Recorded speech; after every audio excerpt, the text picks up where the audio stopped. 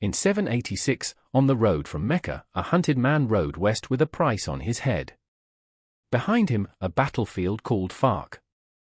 A century earlier, the armies of the conquest had carried Islam across North Africa to the shores of the Atlantic. The Amazi made that faith their own. They would carry it further than the conquerors ever dreamed. At Fark, near Mecca, the Abbasid Caliphate had crushed a revolt of the Prophet's descendants and slaughtered its leaders. One man escaped, Idris ibn Abdullah, of the line of Hassan, grandson of the Prophet. Every road in the empire was closed to him. He crossed Egypt and the Maghrib in disguise. In 788 he reached Walila, Roman volubilis, under Mount Zerhoun, among the Araba Berbers. Their chief, Ishaq, gave him protection.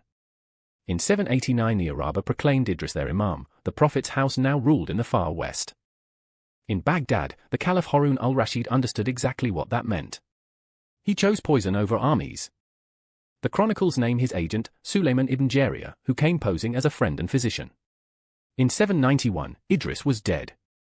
He had no son. Or so Baghdad believed. Kenza of the Araba, the wife of Idris, was 7 months pregnant. She bore a son and named him Idris. The freedman Rashid raised him, until Abbasid agents murdered Rashid too, in 801. Too late, the boy was already his father's heir.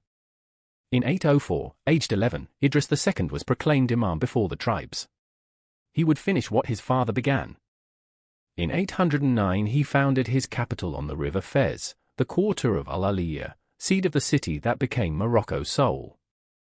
Exiles filled it, 800 families from Cordoba after the revolt of 818, then 2,000 more from Kairouan. Among the Kairouanese was Fatima al-Fihri.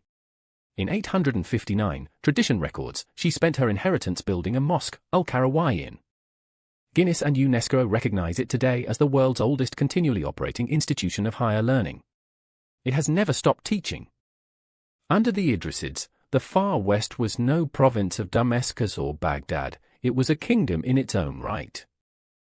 Arabic and Amazi fused here into one identity, the one that endures in every Moroccan today. The dynasty faded within 2 centuries, ground down between Cordoba and Kairouan. But Fez stood. The faith stood. The far west had a name now, and a destiny of its own. And deep in the Sahara a storm gathered, veiled warriors who would forge an empire from the desert. That story is next.